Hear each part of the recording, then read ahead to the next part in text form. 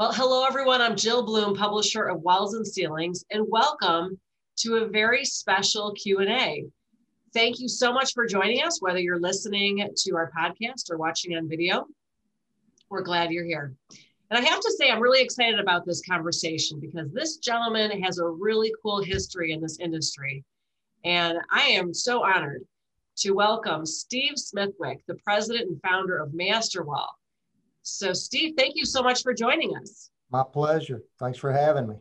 Absolutely. So John Wyatt, the editor of Walls and Ceilings, and I are going to have some great questions for you today. And we're just excited to hear about who you are and your history and all that good stuff. But for those of us who don't know who you are, can you tell us just a little bit about your history and share with us where you're from and tell us about your family and all that good stuff? Born and raised in Marietta, Georgia, with a family of three sisters and myself. Lived in Georgia basically all my life. Short stint in Alabama when we first moved down here to the Columbus area. My history is I was an athletic person and played a lot of sports and loved being in Marietta, Georgia in that area and growing up there. Of course, it's grown to the point where you can't hardly get around now. So I'm glad I'm in Columbus, Georgia. Moved to Columbus in 1980 with my family to go to work for a competitor down here. Actually, they moved me down here to open a plant for them. I won't name that competitor, probably figure that out. And I have three sons and a daughter. The three sons work in the business with me here at Masterwall, and my wife also works here. She's actually my administrative assistant and keeps my grammar better and things like that. So we have 12 grandkids and actually a great grandchild also about 4 months old. So what? How is that even possible? I don't know. Well, that sounds truly like one family, one big family business. I mean, what's Thanksgiving like at your house on Thanksgiving? It's big. In fact, even though we're empty nesters, when we all get together, we've talked about having to build on just for the get-togethers. So, and that's a serious thing. There's usually 25 to 30 of us all together now between spouses of the kids and their kids, etc. So. A lot of fun, though. That's awesome. Well, Steve, I want to, again, thank you and thank all those at home watching this. I'm equally as excited to chat with you today. So, listen, big news for you, I think, next year or in a couple of years, but you're coming up on, I think, 35-year anniversary, if I'm right. But I want to ask, since Masterwall's inception in 1987, can you chat with us what those early days were like? And I'm assuming you were always headquartered in Georgia? Yes, we were. One of the original partners of mine in Masterwall had a facility in Lithonia, Georgia, where he was actually a large applicator in the East business. And I used his warehouse to start with. And since his crews were in there during the day, I would literally wait till the afternoons. I'd come in 3 or 4 in the afternoon and then work all night making product in a very small manner to begin with, to say the least. And believe it or not, we are still in that building. We eventually took over sections of it, and we have been in that building in Lithonia, Georgia ever since the beginning, still manufacturing. That is our largest manufacturing facility. Oh, that's really cool. So do you own the building or is it the same person that you deal with? We own it now. We did buy it. Okay. So. What's the square footage on that? It's about 32,000 square feet altogether. Wow. It's not enough. We need more, but we're making do till we can expand. So. So as you approach all these decades in business, what has been your take basically on how the industry was back then and how it's changed to, I guess, the present day? Well, when I joined in the 80s, residential was the big thing. We were coming out and into an energy crisis at the time. And so energy efficiency and insulation on homes was a really big thing, and it was perfect timing for the company I was with. It just exploded. And so that's the way it was when I first came in the 80s. And then as time went along, as you probably know, there were some problems in the residential business with our top products. About 10 years into business for you, correct? Uh-huh. Mid to late 90s, yeah. Right. And then everything just kind of evolved to the commercial end of things from there. And still to this day, it's mainly a commercial hospitality, you know, hotels and things. That's really our strong suit, the industry and master walls. And residential is a very small part of our business today. Steve, how did your bulldog become your mascot? I mean, that's like the coolest thing at every single trade show. I think all my kids have a few different, you know, of those cute little stuffed animals that you always give out. How did that come about?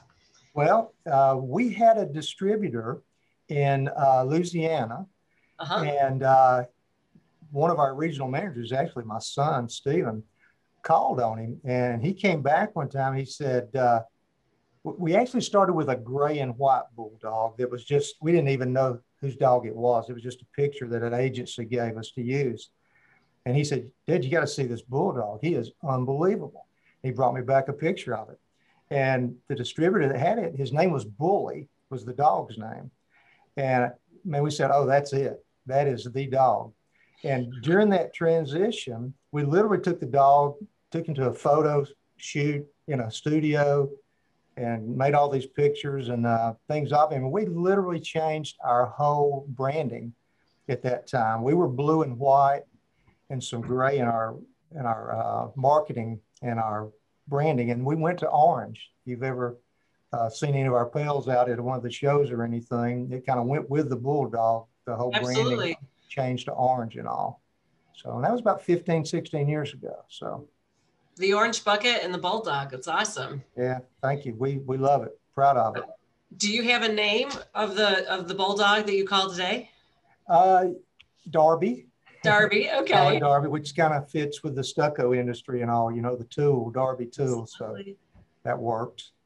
His real name was Bully, though. So certainly a great marketing campaign for the company. So Steve, let's get to the present time now. So, hey man, what are the biggest challenges you're facing today? I mean, I'm sure you could wax philosophical on at least the last year. Tell us what that's been like. Well, the pandemic certainly changed a lot of things, but quite honestly, you know, we never had a shutdown. We were always considered essential, and particularly in the Southeast and the Southwest, we had very little problem with our applicators working and doing jobs. So the challenge was, of course, in the plants and in the offices. And we had very few positive tests of COVID. And when we did, we handled them correctly in the plants. And never had to shut down for it, though. So that we were very fortunate in that regard. I don't know how our competitors did, but we managed it fine. Congratulations on that. That's, you know, we've all felt the sting of the past year. So it's wonderful to hear just a great kind of positive. Well, and we travel a good bit. Our company still never really quit traveling completely, though we cut way back. But obviously, as y'all know, up in your neck of the woods, different sections of the country are handling it differently. So we're fortunate to be down here. So has that travel extended to sales calls or? It varies because some of our customers didn't want you to see them, of course. They just kept you out. But then we had others that cautiously wanted to see you, you know. So we'd mask up and go in. Could you give me a balance of say, you know, the Zoom, I guess, meetings you have with your customers versus in person? Oh, wow. That's certainly flipped the past year. Probably, I'll just guess around 75% of them are virtual, you know, compared to 25% 25% face-to-face or so. That must have cut enormously though on overhead. So if there is a silver lining, you could probably argue that, but still there is no replacement for face-to-face meetings. You're right in both ways. Yes. Well, I know John is asking all the business questions. I want to go back and ask about your days with your sons. I hear that you you mentioned earlier that you were coaching the boys basketball, I think it was. Yeah, coached high school basketball for almost 20 years at a private school here in Columbus, and coached my sons. A couple of my sons were there, of course, during that time, and loved coaching basketball. It was a real good diversion from my business days typically. Mm-hmm. Took a lot of time though, so I finally hung it up about 4 years ago. Oh, okay. So you coached for a long time then. So tell me about the boys though, when they were playing basketball. Tell me some fun stories about coaching and coaching the boys. Well, one thing about children, they're all different. And the two that I coached, my oldest son, Stephen, didn't play basketball, but Grant, my middle son, and Stuart did. Grant, typically being a middle child, was very compliant, very easy to deal with, but even he would challenge me occasionally. So it would come down to reminding him of our positions on the floor, typically in a basketball game, and he would usually pick up on what I was saying pretty quick. And then my younger son, Stuart, just had much more of a temper.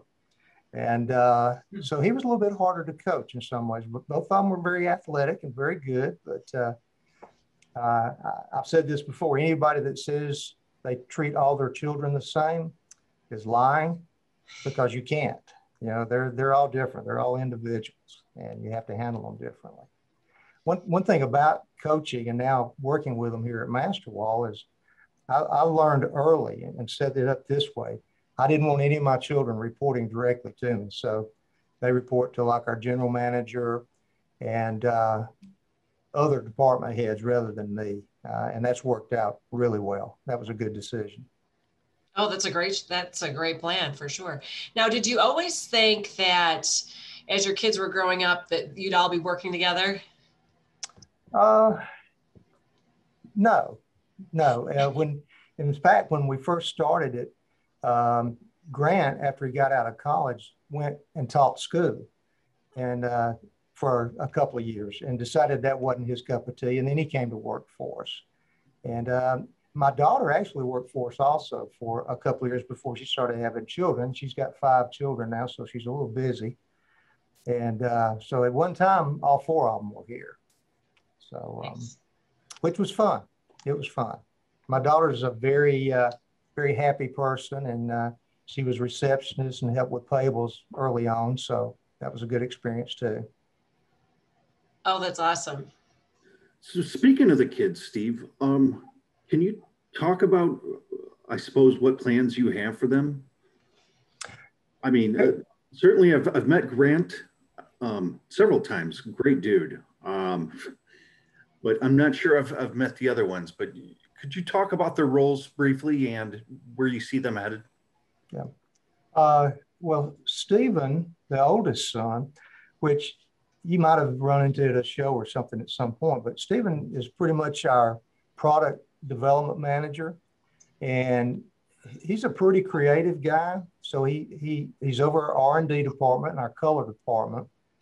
And he's basically really good at taking a product and developing it by trialing it, applying it in any way you can. And that's pretty much his forte.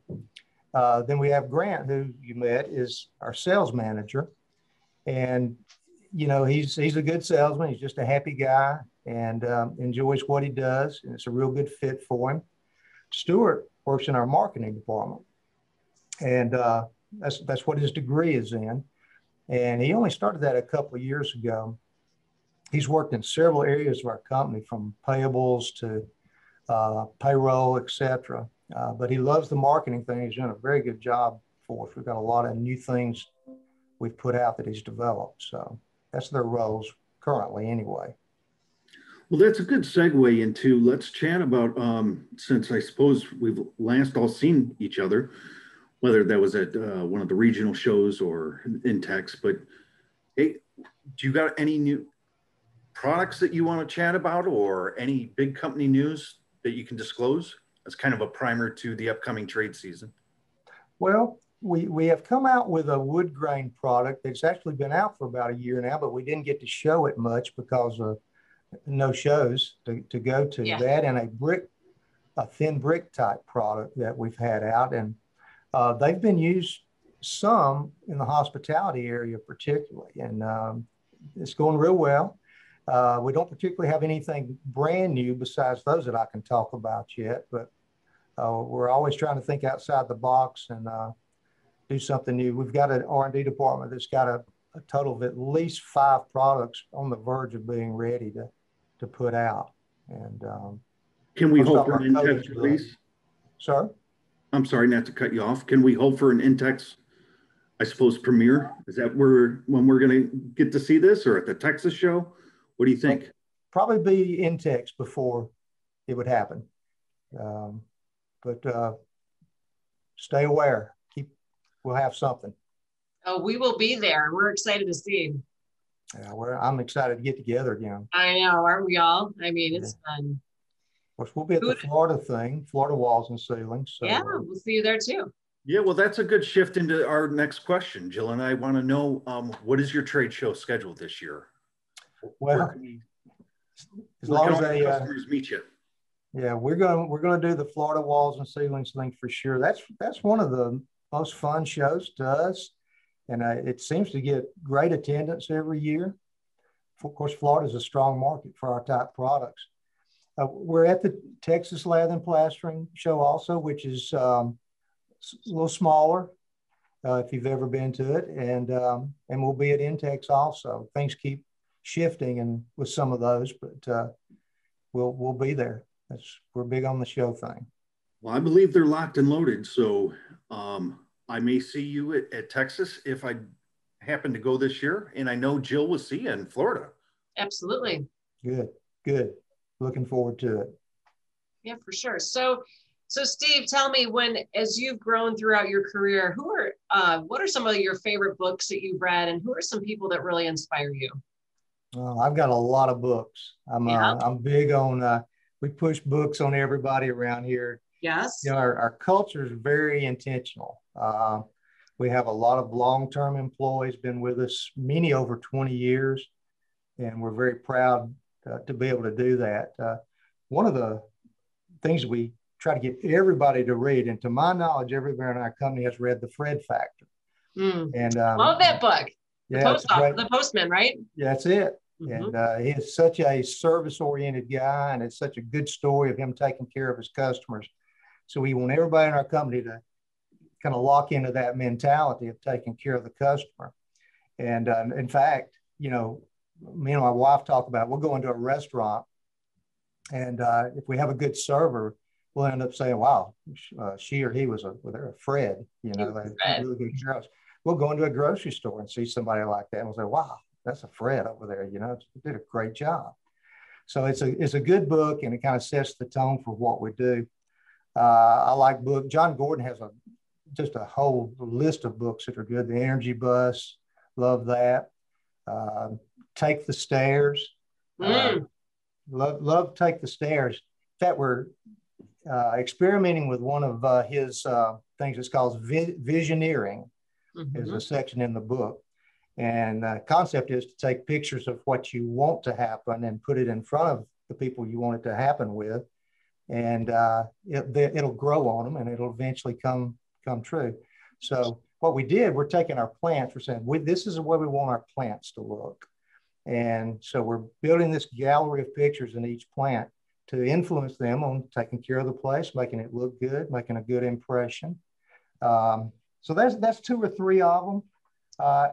Another one I read a couple of years ago is It's My Pleasure, which talks about the Chick-fil-A business and what a great service culture that is. So anyway, ask me about books. I've always got a list for you. Oh, I love it. So Take the Stairs. Tell me, what's the author?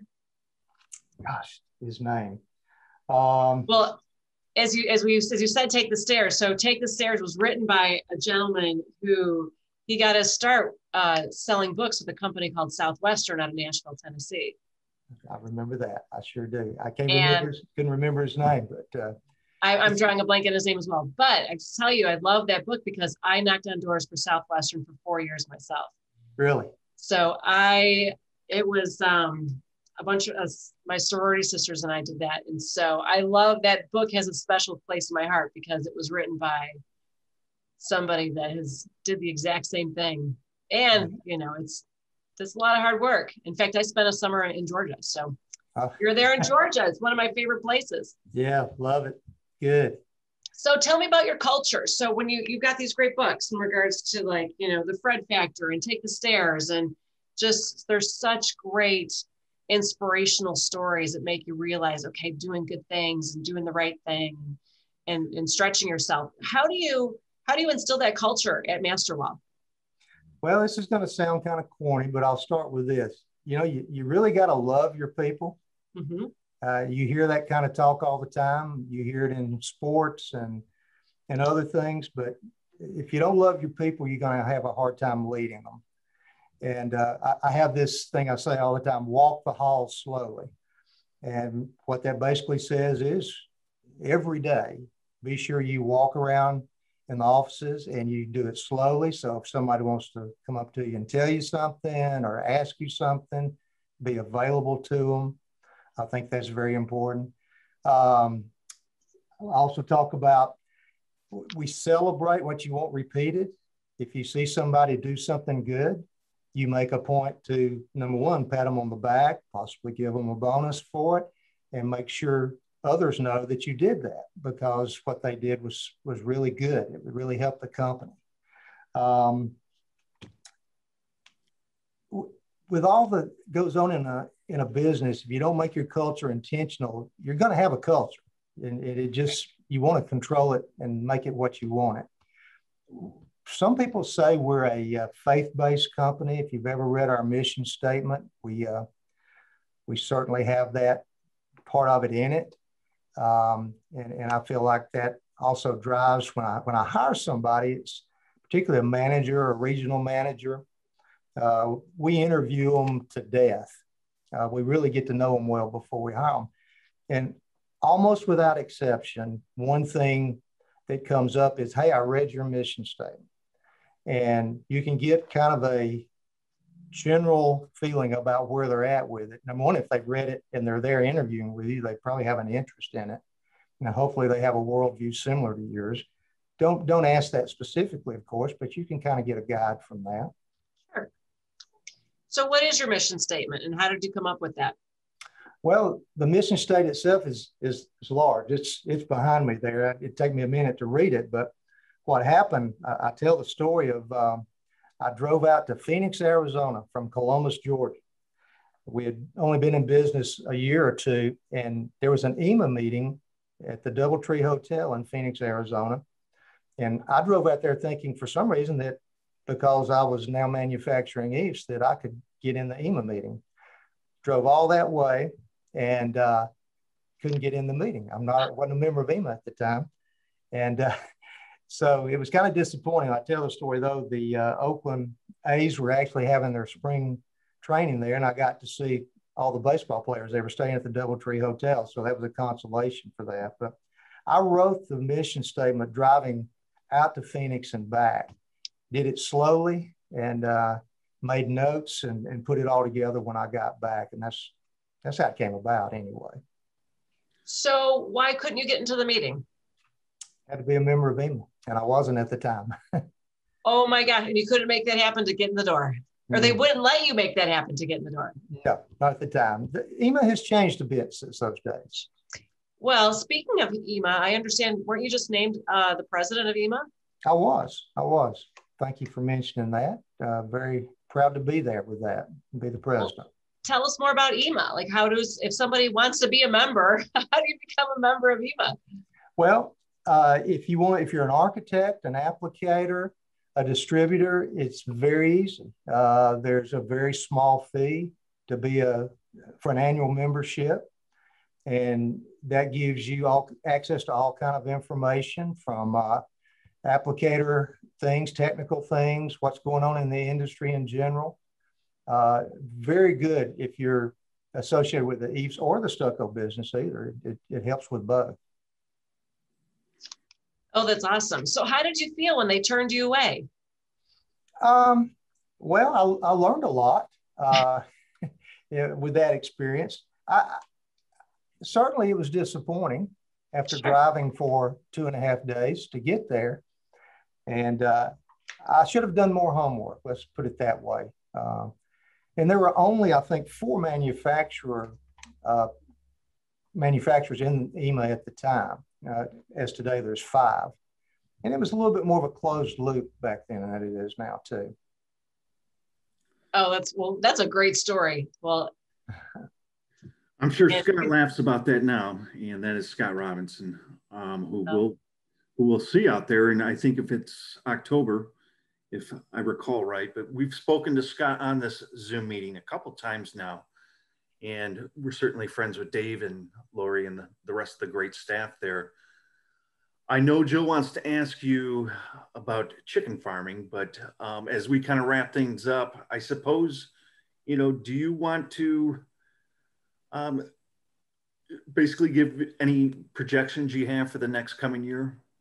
Do you think business will still be good?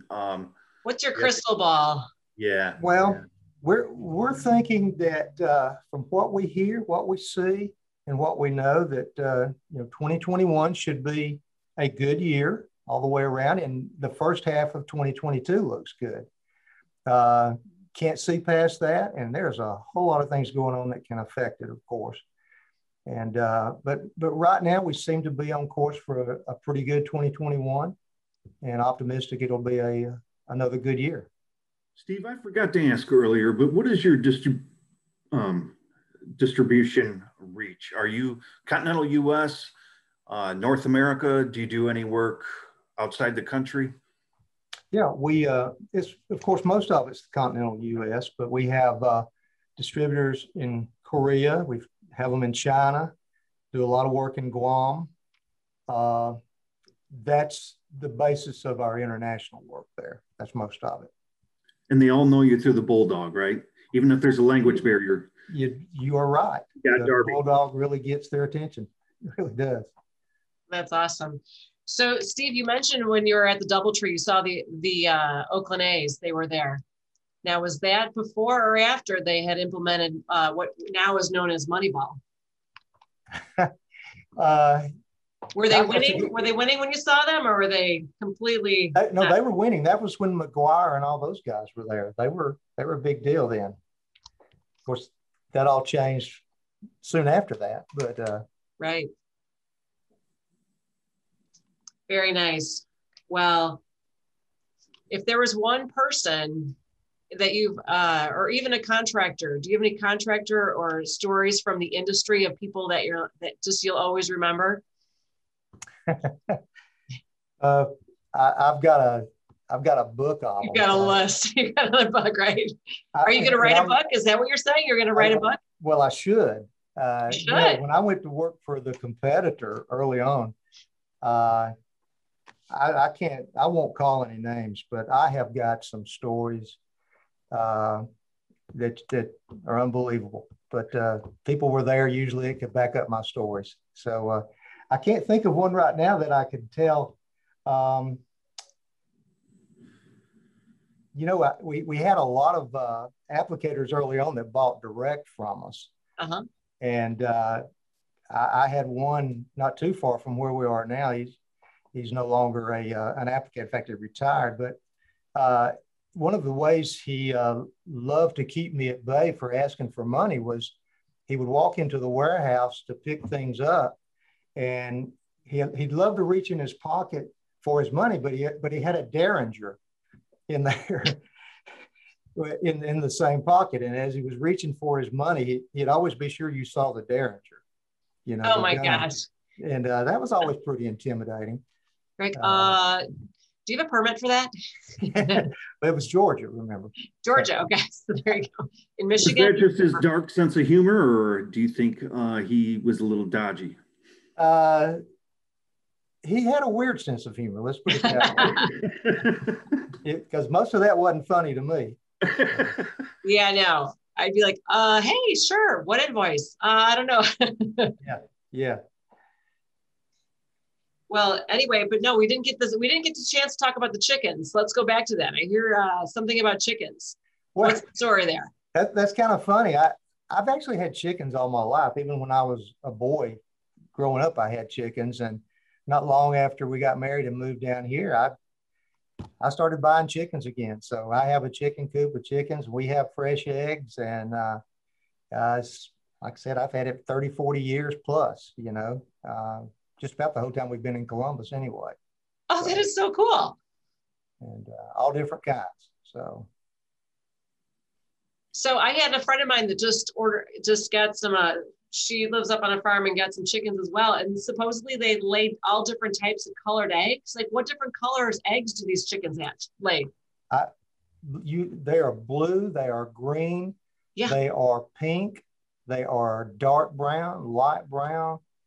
Depends on which kind you buy, the chickens. You can get just about any color egg you want. So I wasn't sure I believed it, but now I do totally. So you really have blue and pink and green eggs. Absolutely. Like you're talking the shell, right? Not like the inside's is a regular egg, right? Yeah, right. Yeah, that's the color of the shell. And it's really neat. Talking about Dr. Seuss here, green eggs and ham. Yeah. I was going to throw that in. I didn't know if that was appropriate or not. That's I don't know. See, we can talk about Dr. Seuss. That's okay. We won't censor that.